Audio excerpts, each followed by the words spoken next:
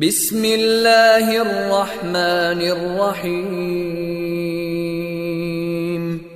शुरू अल्लाह के नाम से जो रहमान और रहीम है। इक़रा बिस्मि रब्बिकल्लज़ी खलक़। पढ़ो ए नबी अपने रब के नाम के साथ जिसने पैदा किया। खलक़ल इंसान मिन अलक़। जमे हुए खून के एक लोथड़े से इंसान की तख्लीक की। इक़रा व रब्बुकल अकरम। पढ़ो और तुम्हारा रब बड़ा करीम है। अल्लज़ी अल्लम बिल क़लम। जिसने कलम के जरिए से इल्म सिखाया। अल्लमल इंसान मा लम यअलम। इंसान को वो इल्म दिया जिसे वो न जानता था। Assalamualaikum. I begin with the name of Allah, who is the most beneficent and the merciful. Welcome to all parents and students in the second video session.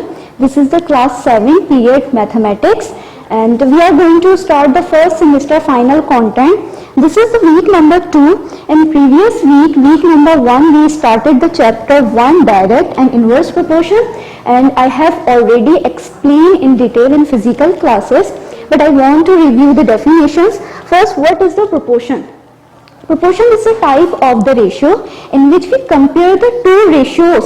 यानी आप इसमें दो ratios को compare करो तो आपके पास proportion कहलाता है. So what is the ratio? Ratio is the relationship. Which kind of the relationship? Comparison between the two same quantities of value. यानी जब हम दो सेम क्वांटिटी के वैल्यूज को कंपेयर करते हैं वो रेशियो कहलाता है. So if we take the two ratios are equal is called the proportion. Let's suppose if the car is moving and cover a distance 1 kilometre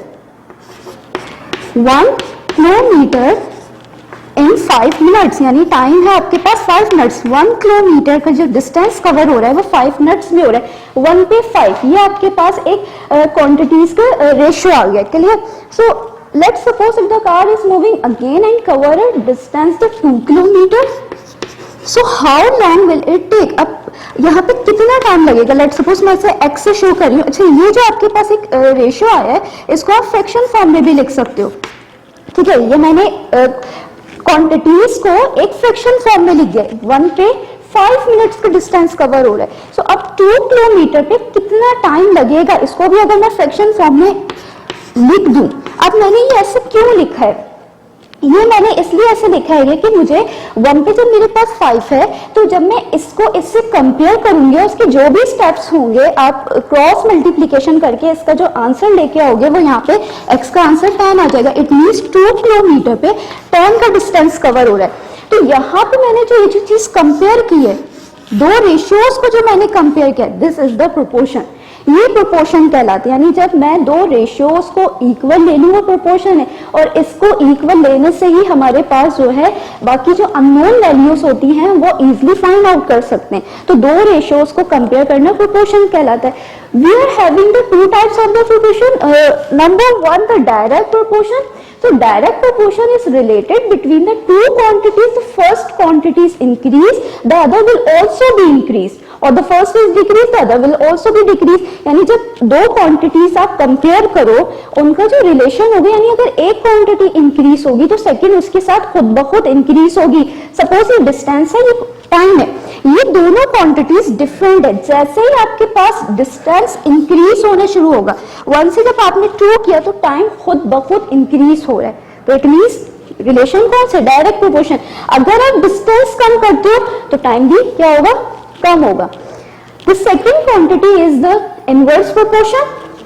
it means the first quantity is increase, the other will be decrease, और the first is decrease, the other will be increase. यानी inverse में क्या होगा कि आपके पास एक quantity अगर increase होती है तो जो क्वांटिटी उससे कनेक्ट है वो खुद ब खुद क्या होगी? वो डिक्रीज होगी. अगर फर्स्ट डिक्रीज होती है तो सेकंड इंक्रीज होती है. Let's suppose number of 10 man, हमारे पास 10 मैन है. ठीक है, engaged in a work and time taken 1 hour to finish it. यानी ये जो 10% है ये कोई वर्क कर रहे हैं जो कि इन्हें इन सब को मिलकर काम कंप्लीट करने में 1 आवर लग रहा है.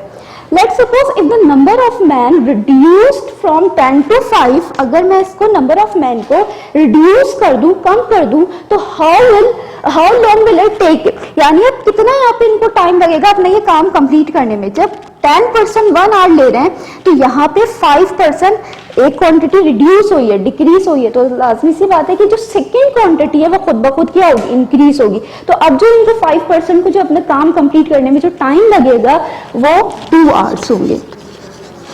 You can see that the first quantity is decreased, the other quantity will also be increase, यानी जब एक डिक्रीज होगी तो सेकेंड खुद ब खुद क्या होगी, इंक्रीज हो जाएगी। अगर आप यहाँ पे परसेंट इंक्रीज करते हो, लेट्स सपोज 15 ले लोगे, तो आप यहाँ पे क्या होगा 1.5 आवर। जैसे ही मेरे पास फर्स्ट क्वांटिटी इंक्रीज होगी, सेकेंड क्या होगी, डिक्रीज हो गई। Clear?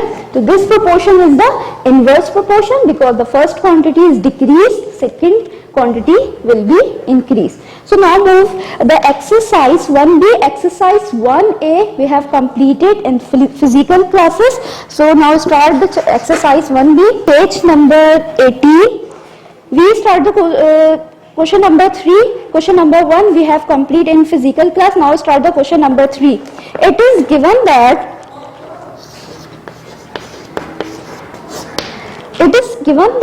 y is directly proportional to x is the power n. So first we write down this statement in mathematical form. So how to write down? Y is directly proportional to x is the power of n. This is the proportion sign. It is used to show how the quantities and amount are related to each other. So here the relation is direct proportion. It means the y is increased, the x will also be increased, or y is decreased, the x will also be decreased. So as we know that about the rule of the proportionality, we replace this sign equal and constant. It is denoted by k. K is the constant value or amount. It is related amount that fall and rise uniformly together. So the equation would become the y equal to k, x is the power n. This is equation 1. Now write down the value of n. It means आपने क्या करना है, n की value बताना है जो इस पे पावर डली हुई है. Write down the value of n, n को find out करना है. Now set that in the part 1. Y meter square is the area of the square of length x meter. Y meter square. Meter square is the unit of area, so it means the y is the value of the area. So in first part given that area is equal to y meter square. Clear? And the square of length x meter. Meter is the unit of the length, so it means x is the value of length. So length of sides is given by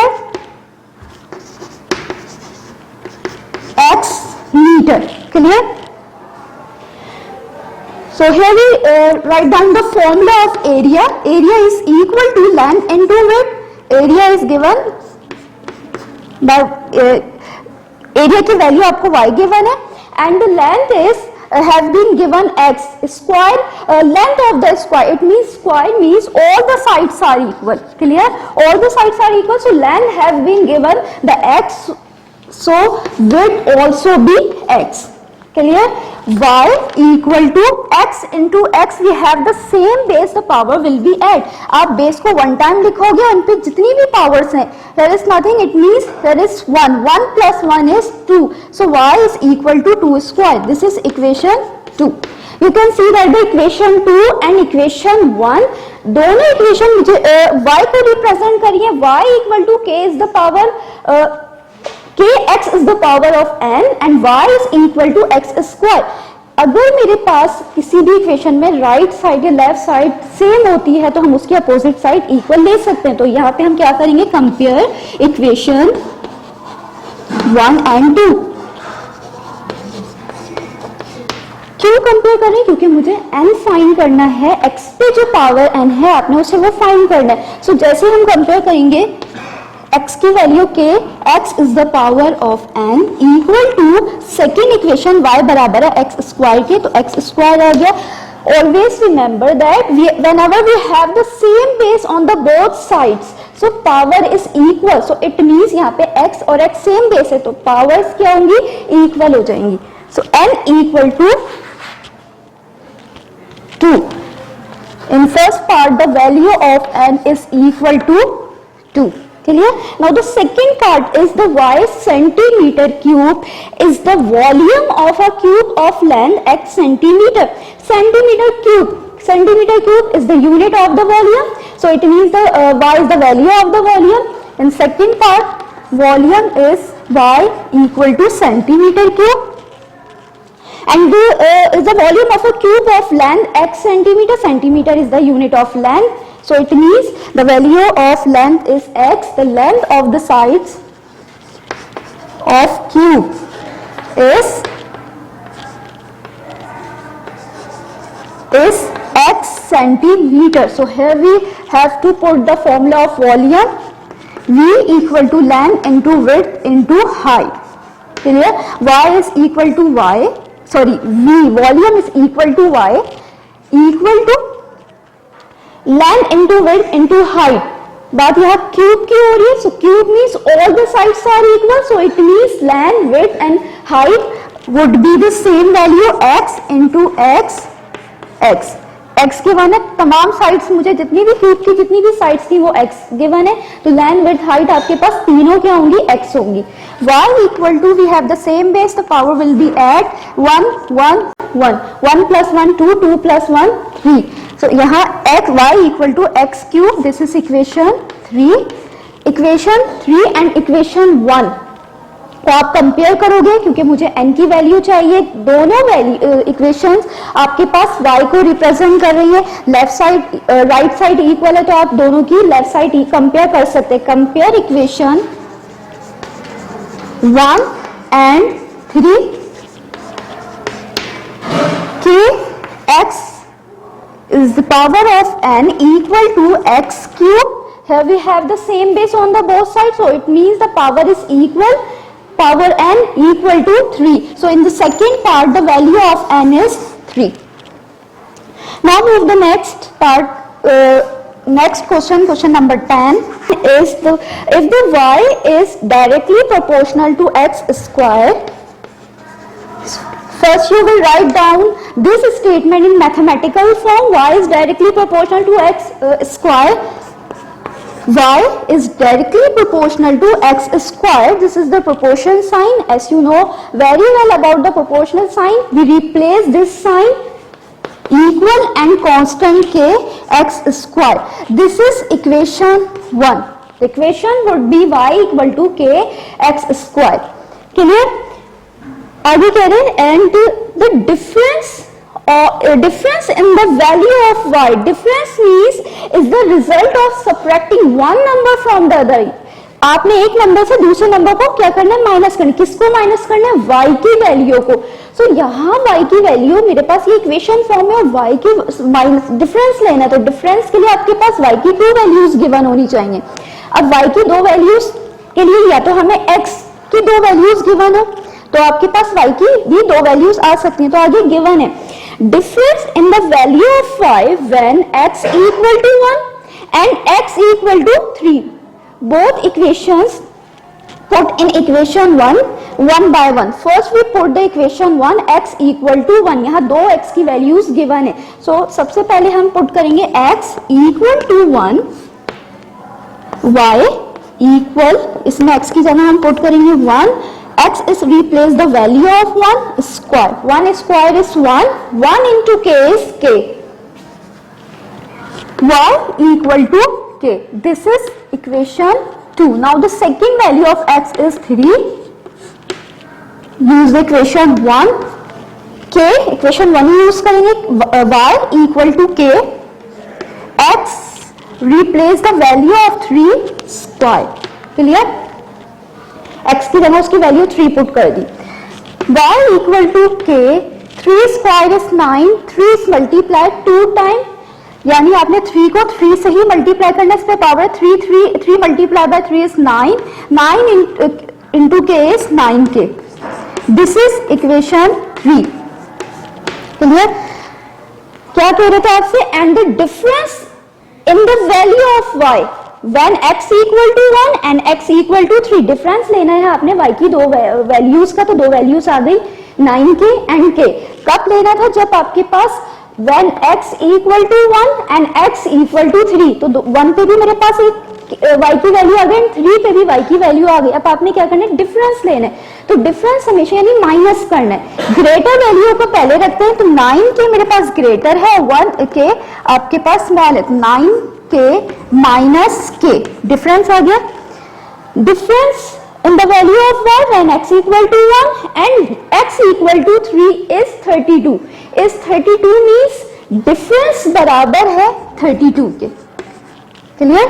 यानी जो आपने y की values का difference लिया वो equal है 32 के। सो 9k minus here is nothing, it means here is 1k, 1k is subtracted from the 9k, you will get the answer 8k equal to 32.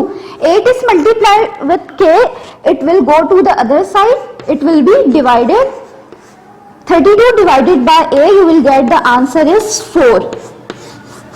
Alright, another line is given that find the value of y when x equal to minus 2.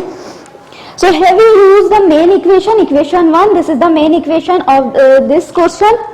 So we put the value of x in equation 1, y equal to, and we have already found the value of k is 4, x replaced by the value of minus 2 square, y equal to 4.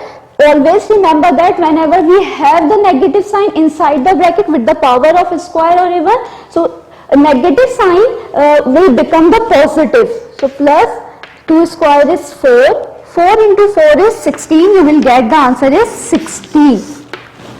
Clear? And now move the next question is the question number 11. Y is directly proportional to x square, and you know how to write this statement in mathematical form. Y is directly proportional to x square, and we replace this sign equal and constant k x square. X square is multiplied with k, it will go to the other side, it will be divided. The equation would be y divided by x square equal to k. This is equation 1, right? And y equal to a, मुझे यहाँ y की value given the हुई है, y equal to a. Clear?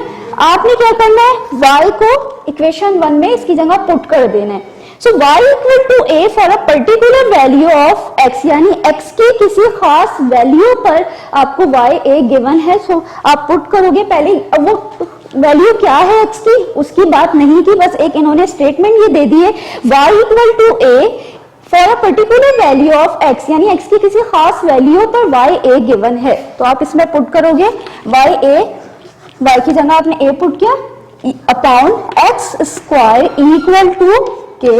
This is equation 2. Clear? Find an expression for y, यानी आपने next line में क्या करना है? एक एक्सप्रेशन फाइंड करनी है y की। सपोज कर ले एक वैल्यू फाइंड करनी है आपने y की। Find an expression for y in term of a, यानी जब आप उस एक्सप्रेशन को फाइंड करेंगे y के, उसमें a जो वेरिएबल है वो लाजमी आना चाहिए। क्लियर? कब आना चाहिए? When this value of x is double, जब आप x को डबल कर दो। आपने क्या करना है? एक्सप्रेशन फाइंड करनी है y की जब x डबल हो, x को आपने क्या कर देना है? डबल। और एक और क्या स्टेटमेंट इन्होंने गिवन दी है कि उसमें a लाजमी आना चाहिए इन टर्म्स ऑफ a। सो अब आप क्या करोगे? मेन इक्वेशन 1 हम यूज करेंगे क्योंकि ये हमारे पास इस सवाल की मेन इक्वेशन है। y, x को क्या करना है हमने? डबल। सो x कैसे डबल होगा? इसको आप 2 से मल्टीप्लाई कर दो, यानी x को आपने इधर डबल किया और जो होल स्क्वायर है वो होल स्क्वायर हो जाएगा। जो x पे स्क्वायर था x को डबल किया वो होल स्क्वायर बन जाएगा equal to k y upon ये होल स्क्वायर 2 पे भी अप्लाई किया जाएगा और x पे भी। 2 स्क्वायर इज 4x स्क्वायर, 2 का square 4x square equal to k. This is equation 3. You can see the equation 2 and 3, दोनों की लेफ्ट साइड आपके पास राइट साइड इक्वल है, यानी दोनों इक्वेशन के को रिप्रेजेंट कर रही है। जब आपके पास एक साइड इक्वल होती है तो आप सेकेंड साइड को कंपेयर कर सकते हैं। तो यहाँ पे हम क्या करेंगे, कंपेयर करेंगे। क्यों कंपेयर करेंगे, क्योंकि मुझे फाइंड करनी है y की expression.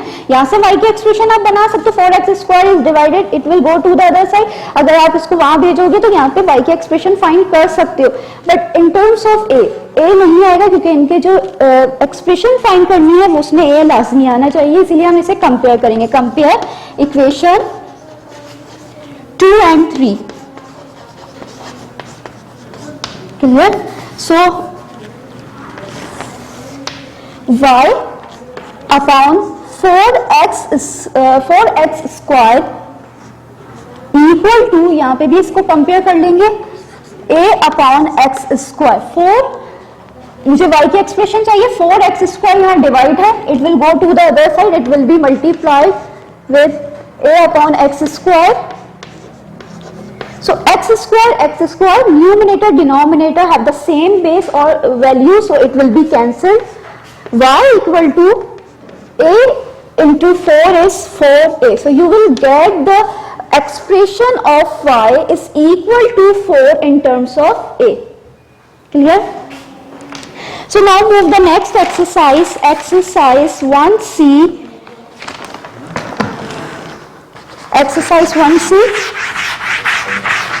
and the topic is inversely proportional, and I have already explained and discussed inversely proportional at the beginning of the lecture. So as I told about the inversely proportional, the first quantity is increased, the second will be decreased, or first is decreased, the second will be increased. So now move the exercise 1c, open the page number 28. We start from chapter question 2.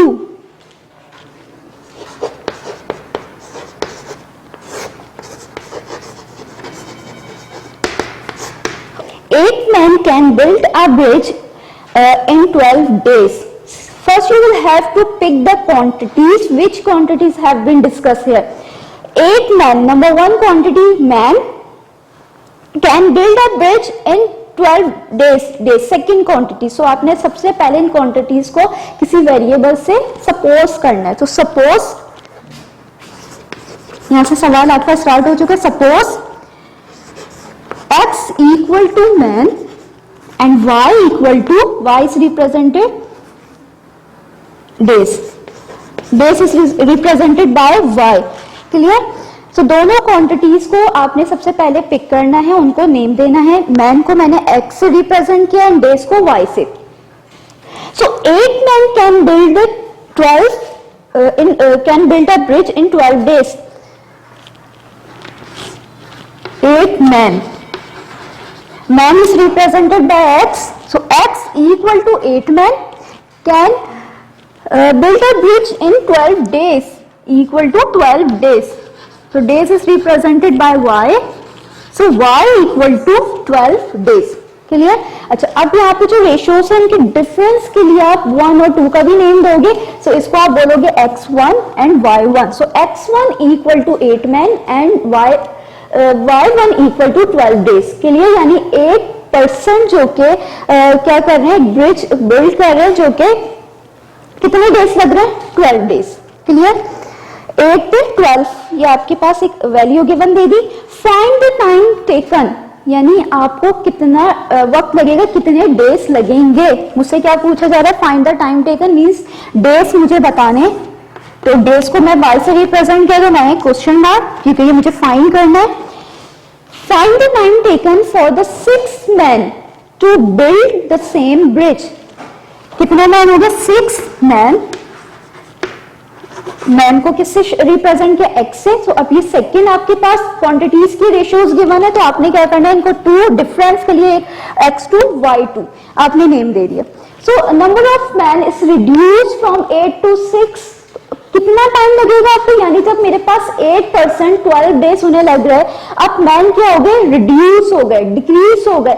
सो अब second quantity आपने ये भी टिक करना है कि second quantity increase होगी या decrease होगी। पहले आपने सबसे पहले क्वांटिटीज पिक करके उनको नेम देना है, फिर आपका जो भी डेटा है आप अपना डेटा बनाओगे, उसके बाद आपने क्या करना है, ये देखना है कि डायरेक्ट प्रोपोर्शन है या इनवर्स प्रोपोर्शन है। ये आपको खुद ही आइडिया हो जाएगा कि 8% 12 डेज ले रहे हैं, तो अब जब 6% होंगे, 6 मैन हो गए, नंबर ऑफ मैन रिड्यूस हुए, तो डेज ज्यादा लगेंगे, आप इनको काम करने में जो वक्त है वो ज्यादा लगेगा। सो इट मीन्स ये इनवर्सली प्रोपोर्शनल है, ठीक है। यानी यहाँ पे y2 डेज, ये जो डेज है 12 से ज्यादा वैल्यू आनी चाहिए, क्योंकि नंबर फर्स्ट क्वांटिटी डिक्रीज हो गई, 8 से 6 हुई है, तो अब ये क्या होगी, ये इंक्रीज होगी।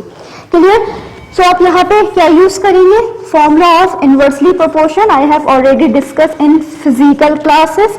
ये आपसे डिस्कस किया जा चुका है कि किस तरीके से हमने इसकी डेरिवेशंस को ड्रॉ किए थे, ये डायरेक्ट के भी और इनवर्स के भी। तो इनवर्स प्रोपोर्शन है, तो इनवर्स प्रोपोर्शन का हमने फॉर्मूला यूज किया, x इक्वल टू 8, x की जगह 8, y 1 12 equal to x2 is 6 and y2 आपने फाइंड करना है। 8 into 12 is 96 equal to 6y2. 6 is multiplied with y, it will go to the other side, it will be divided. 96 divided by 6 is 16 days. कितने days हो गए, 12। जब number of man reduce हुए, second quantity खुद ब खुद increase हो गई, 12 से 16 डेज हो गए। Clear. Next part is question number 8, z is directly proportional to x.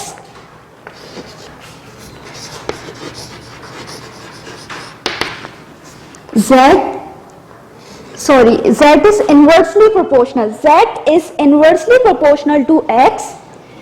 It means z is increase, the x will be decrease.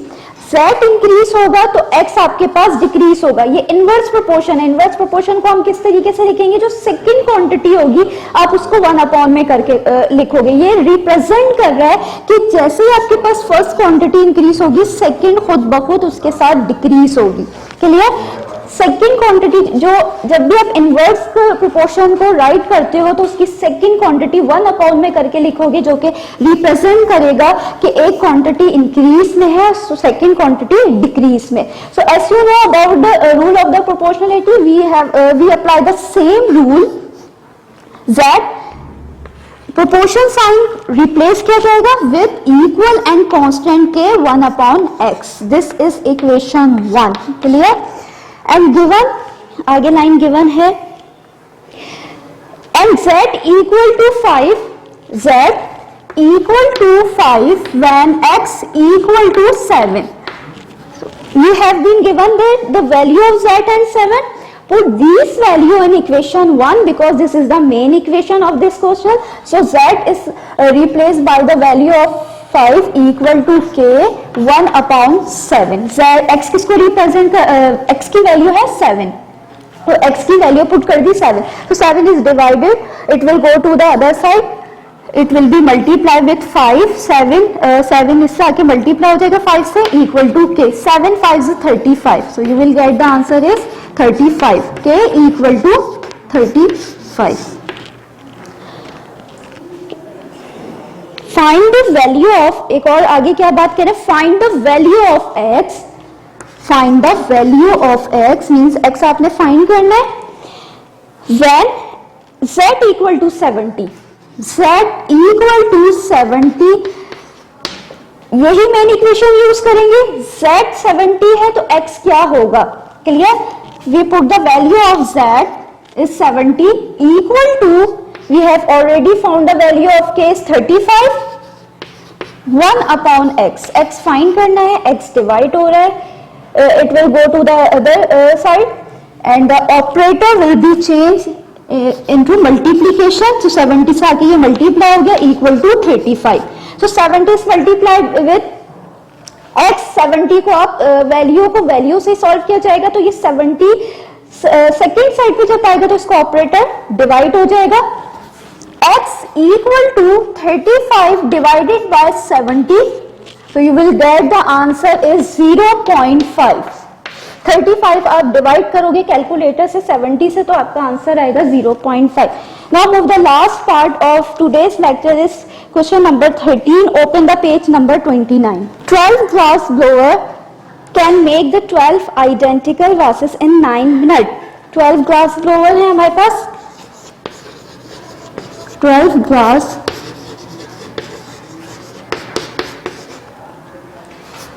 number of vases 12 in 9 minutes। Time आपको given है 9 minute. यानी आपसे क्या कह रहे हैं कि 12 ग्लास ब्लोवर जो कि वासेस बना रहे हैं, 12 वासेस हैं, और परसेंट ग्लास ब्लोवर जो उस तरीके की चीजें बनाते हैं, ठीक है। अब आपके पास 12 पर्सन है और हर पर्सन के पास 12 वासेस हैं जो कि वो बना रहे हैं। Clear?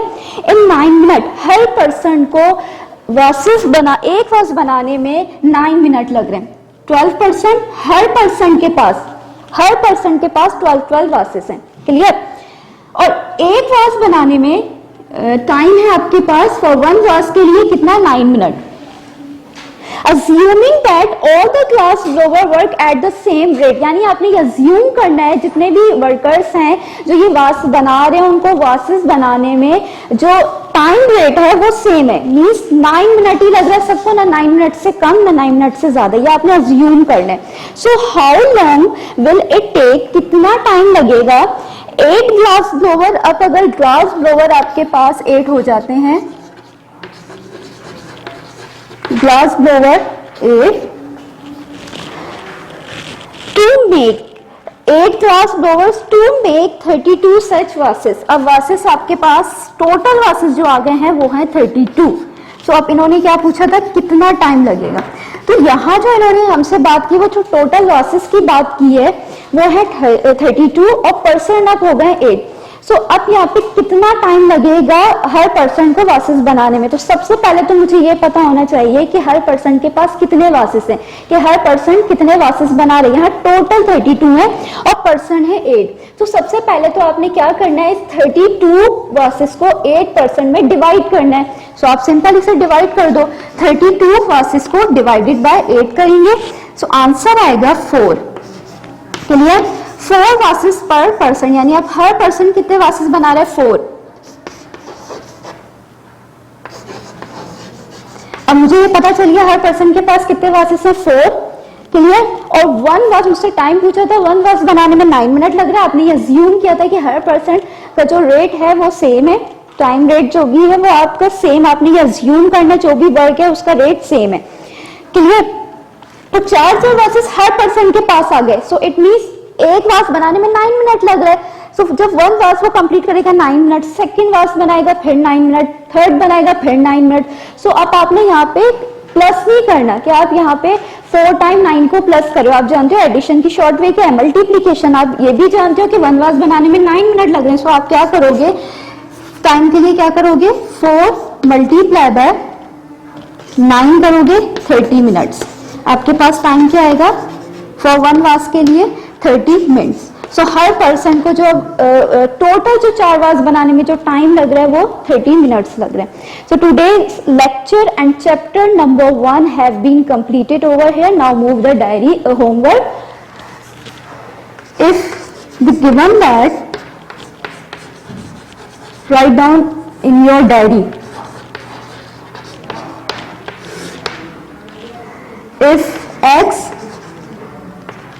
if z is directly proportional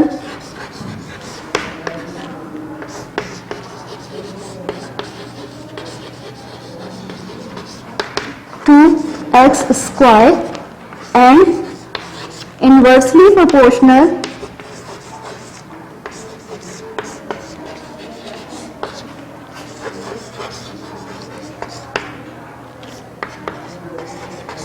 to root y, find an equation connecting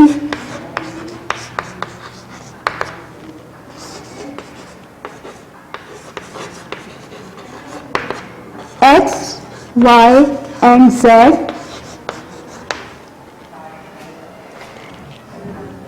if z equal to 16 when z equal to 16 when x equal to 2 and y equal to, इसे आप लाजमी अपने कॉपी पे सॉल्व करोगे, practice भी करोगे, practice all the questions at least 2 time in rough copy. And I hope you have got all points clearly, and we will start the next chapter, chapter 6 in the next video class inshallah. Take care. Allah Hafiz.